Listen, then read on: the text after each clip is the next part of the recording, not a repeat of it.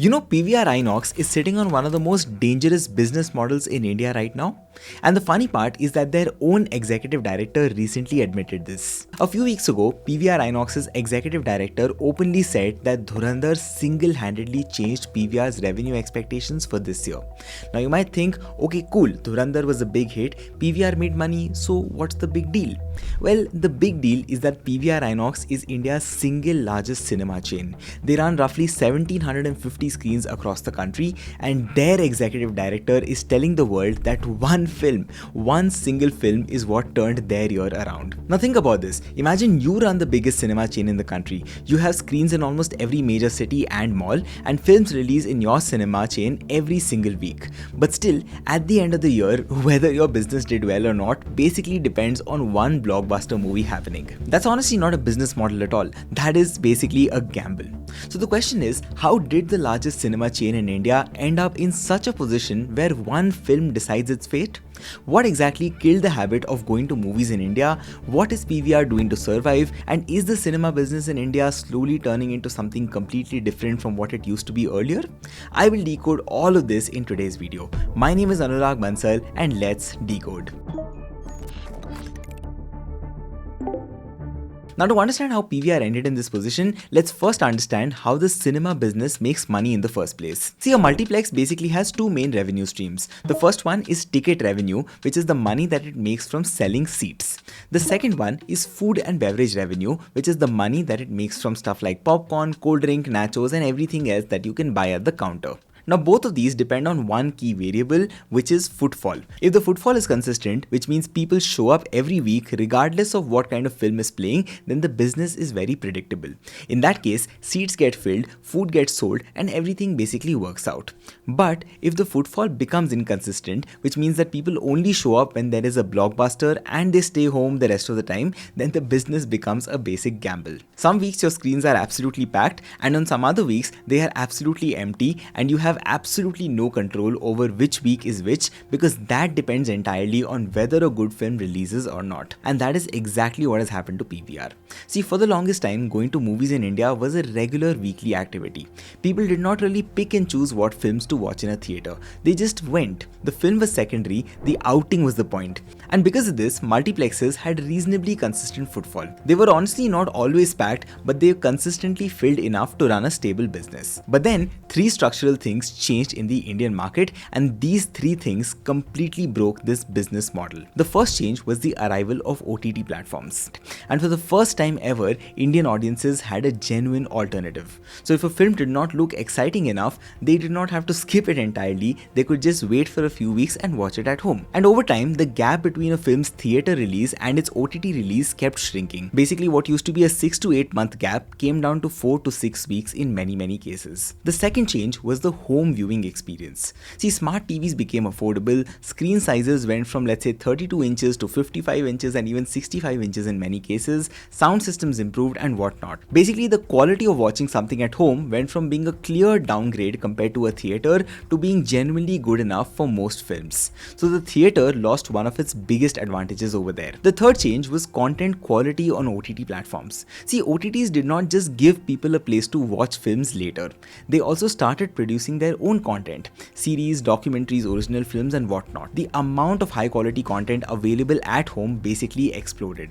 So now the competition for a moviegoer's time was not just this film versus that film, it was this film in a theatre versus everything else available on my TV right now. Now these three forces, which is OTT as an alternative, better home viewing and more content at home, they are what killed cinema as a habit in India.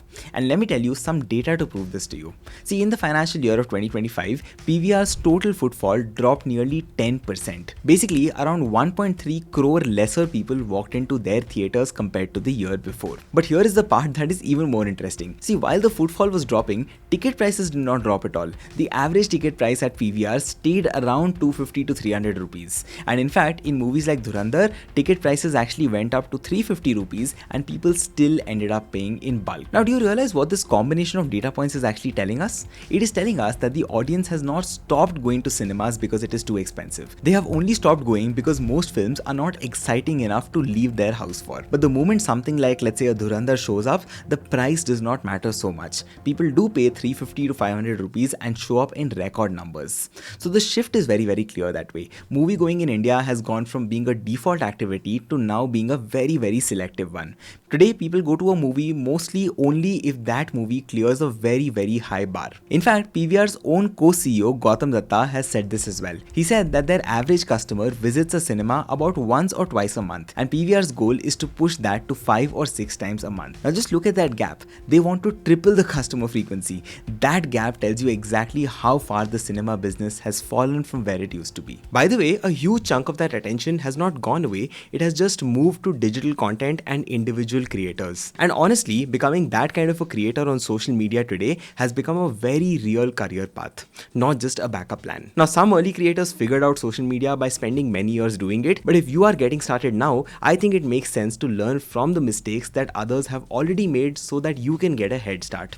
Now, there is a program called Gen Z which is doing exactly that. It is a 5-month program with 3 months of in-person training in Bangalore and 2 months of actual work output, which takes you from scratch to being a professional creator.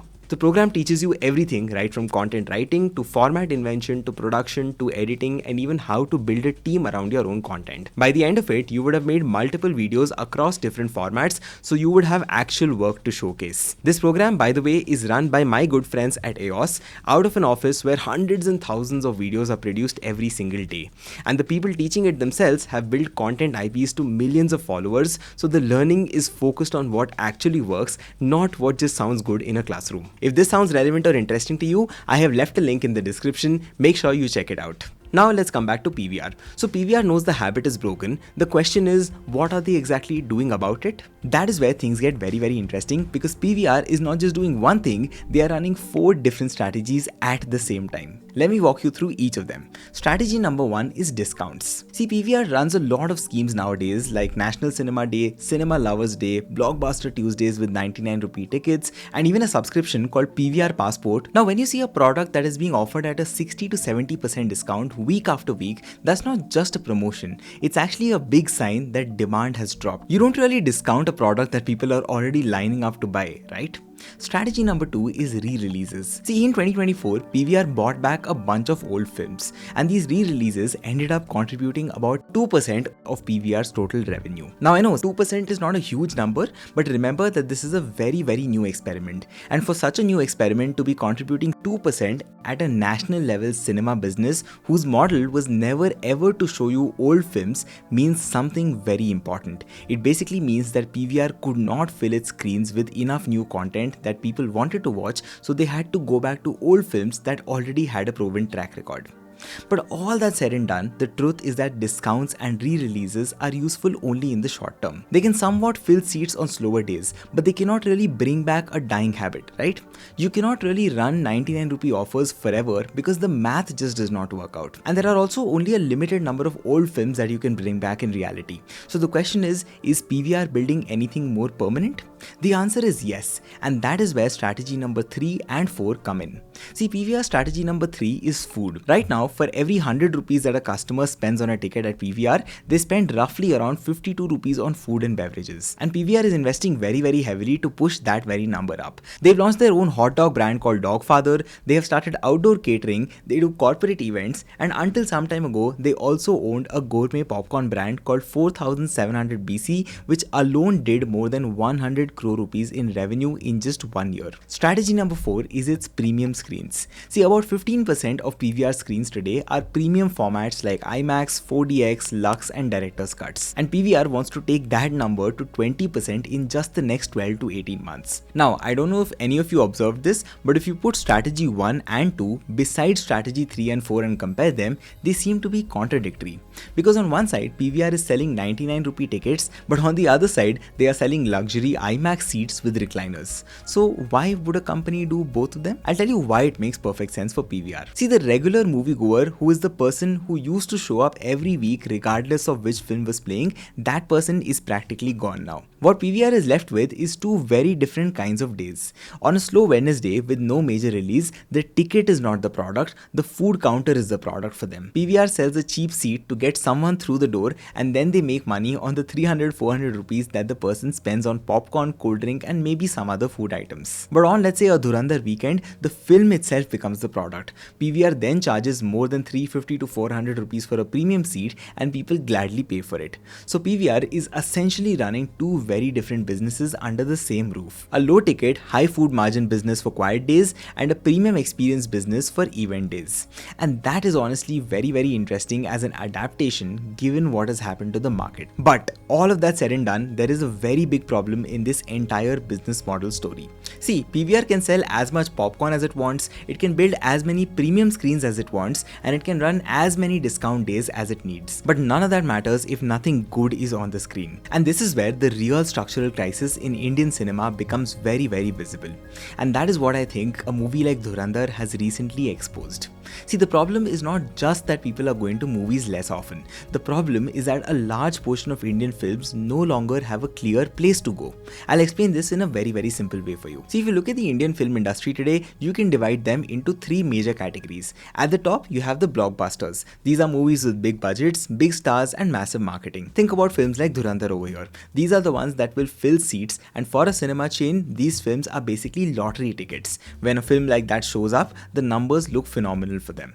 At the bottom, you have small independent films. Now these films do not really need a theatrical release at all. They go straight to OTTs and the economics work for them on streaming, and they find their audience there as well. But then in the middle, there is this massive category of films that are just stuck. They are too expensive to be considered small, but they are also not big enough or famous enough to fill a 1750 screen multiplex chain. These are the films that are in some serious trouble. The problem is that theaters do not give these mid-range films enough screens because they are saving their best lots for the next potential blockbuster. And OTT platforms are not buying as much content as they used to, at least during COVID days. In fact, according to some data that I was reading, the number of OTT originals in India dropped 18% in 2024 and another 13% in 2025. So streaming platforms have become very selective. They either want massive hits or they want ultra low budget bets. Basically, nobody wants the mid-range stuff. So the question is, what happens to these mid-range films? The answer is that they just get squeezed from both sides. And this creates a very dangerous loop. See, when fewer films get made for theaters, people have lesser reason to go to theaters. Therefore, the footfall drops. Now, when the footfall drops, theaters become even more dependent on the few blockbusters that work. So they reserve even more screens for potential blockbusters. So lesser and lesser mid-range films get a chance to work at the theater. So fewer mid-range films get funded, so even fewer films release in theaters, and the cycle keeps feeding itself and repeating. That is the real structural crisis. It's not just about PVR's business model, it's about the entire pipeline of films that keeps cinemas running.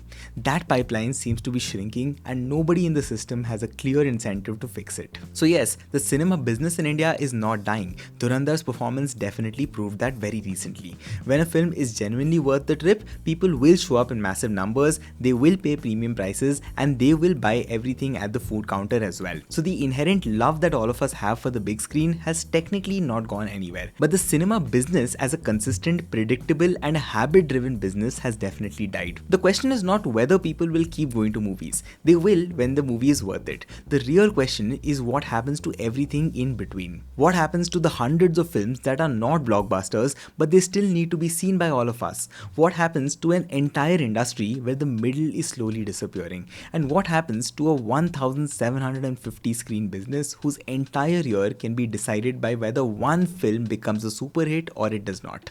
That's all from my side for today's video. If you learned something new from this, please do consider hitting the like button and subscribing to my channel for more such breakdowns and case studies. I'll see you in the next one. Take care and bye-bye.